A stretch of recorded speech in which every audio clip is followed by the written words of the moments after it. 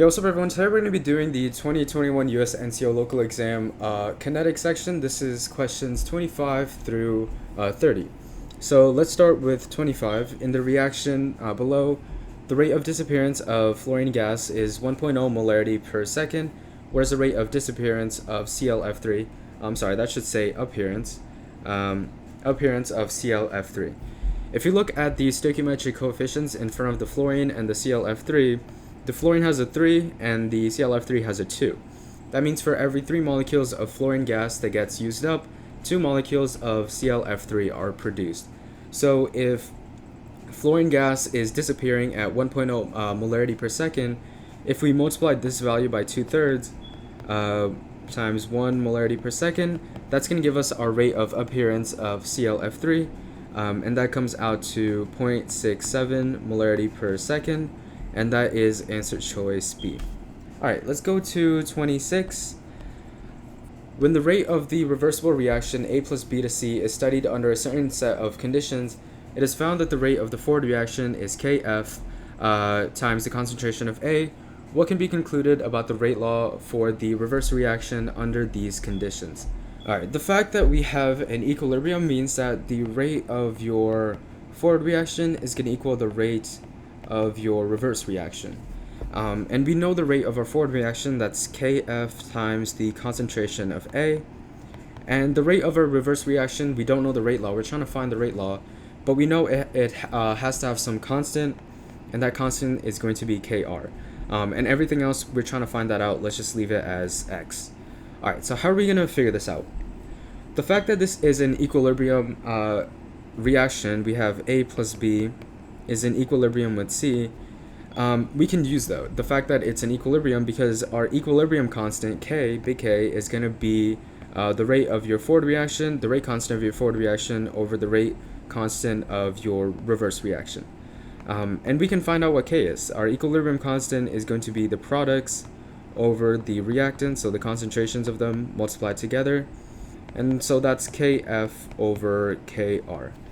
Alright, we can take this and put it back into what we had. So we're trying to find out what X is, and what we can do now is divide both sides by Kr. So Kf over Kr times the concentration of A is equal to X, and so we know what Kf times Kr is. That's going to be the concentration of C over the concentration of A times the concentration of B times the concentration of A. That's all going to equal X. The concentrations of A cancel out, and the X you're left with is the concentration of C over the concentration of B. We can now use that to find the rate law of our reverse reaction. So we know that the rate, let me do this in blue. We know that the rate law of our reverse reaction is that the rate is equal to Kr times X, and so the rate is equal to Kr times the concentration of C over the concentration of B, and that's your rate law of your reverse reaction, and that is answer choice B. So the answer for number 26 is B. Let's go to 27. A substance A decomposes irreversibly to form B. A plot of the natural log of A as a function of time from the beginning of the reaction until A is 97% consumed is a straight line with a negative slope. What is the reaction order in A? This question is fairly simple. You just have to look at the fact that the natural log of the concentration of A over time is a linear graph. That is an indication that you have a first order reaction. Remember, if you had 0 order, the concentration of A over time would be linear. It'd be a negative slope. If you had that 0 order, if you had the natural log of A over time, that's also a negative slope. That would be first order. And then if you had the reciprocal over time, that would be second order, and that one has a positive slope. So this one is first order. Our answer is B. Let's go to 28. What statement about catalysis is correct? A, if a catalyst increases the forward reaction of a reaction by a factor of 2, it must increase the rate of the reverse reaction by a factor of 2. That is true. A catalyst increases the forward reaction and the reverse reaction by the same factor. So if you increase by a factor of 2, the forward reaction, the reverse reaction would also need to increase by a factor of 2. So A makes sense. B, if a catalyst increases the rate of formation of a product by a factor of 2, it must increase the formation of the mirror image product by a factor of 2. No, you don't need to produce the mirror image. So B doesn't really make sense. C, a catalyst must be in the same phase as the reactants and products of the reaction. That's not true. You can have homogeneous catalysts that are the same phase, but you can also have heterogeneous catalysts that are different phases. D, a catalyzed reaction must proceed by the same mechanism as the uncatalyzed one, but with a lower activation energy. This is also not true. A catalyst decreases the activation energy, but it can do that by going through a completely different mechanism than what is usually taken. So D is wrong, therefore our answer is A. Let's go to 29. The isotope radium-226 has a half-life for radioactive decay of 1600 years. How long will it take the amount of radium-226 in a sample of radium chloride to decrease by 25%? Alright, so this is a typical integrated rate law question because it's asking you to relate the concentration to a time. And so we have an isotope, this means it's radioactive decay, and radioactive decay undergoes first order kinetics. So the integrated rate law for that is the natural log of your concentration at some time t is equal to minus kT plus the natural log of the initial concentration. And in this case, your A is just a random thing. In this case, you have radium, so I'll write radium. And so you have radium. The question asks us how long will it take the sample of radium chloride to decrease by 25%. So if we say our initial concentration is 1 molar, I'm sorry, that should be radium. I'm going to write radium. If your initial concentration is 1 molar, then at the end, at some time t, that's going to be 0.75 molar. That's what it means to decrease by 25%.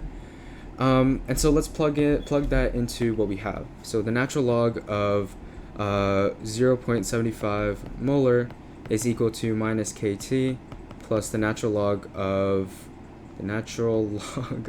1 molar, and the natural log of 1 is 0, so we can cancel that out.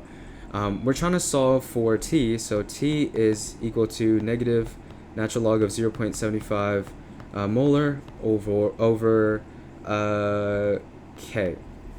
We need to find out what k is.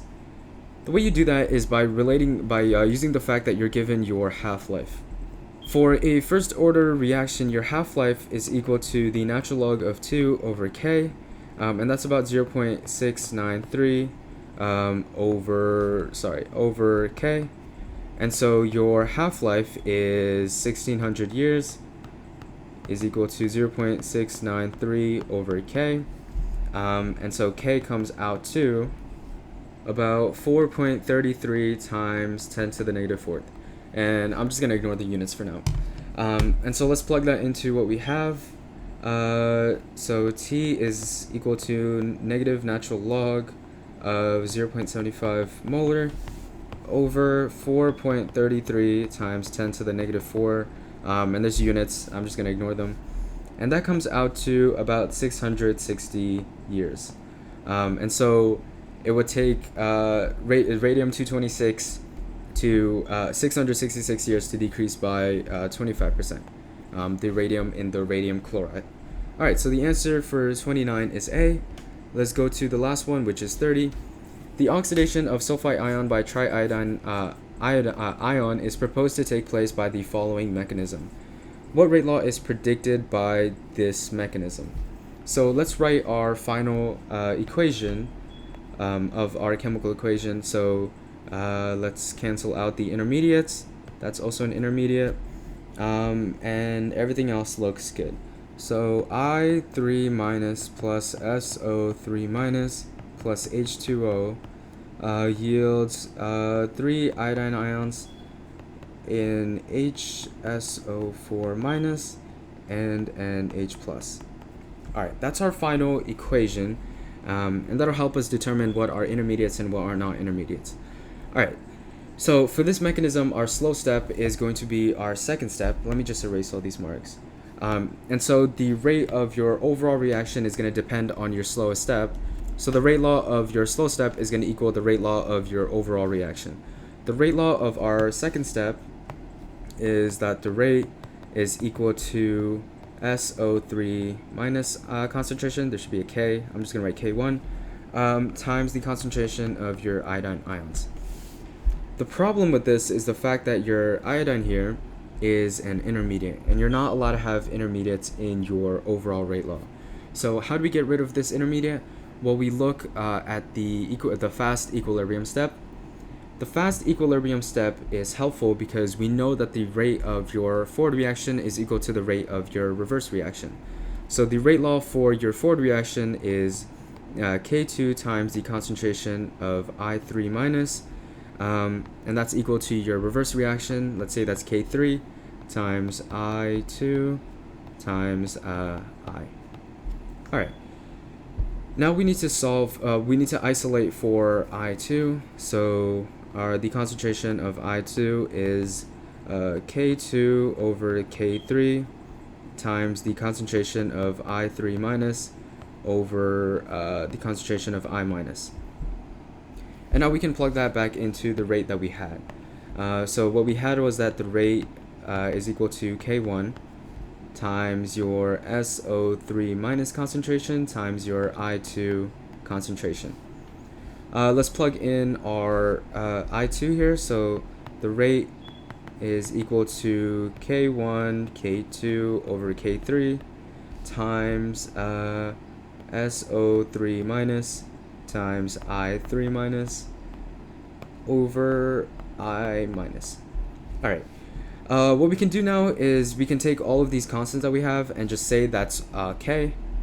We can do that because multiplying a constant by a constant is still a constant, and dividing a constant by a constant is still a constant. So that's all K is. K is a constant.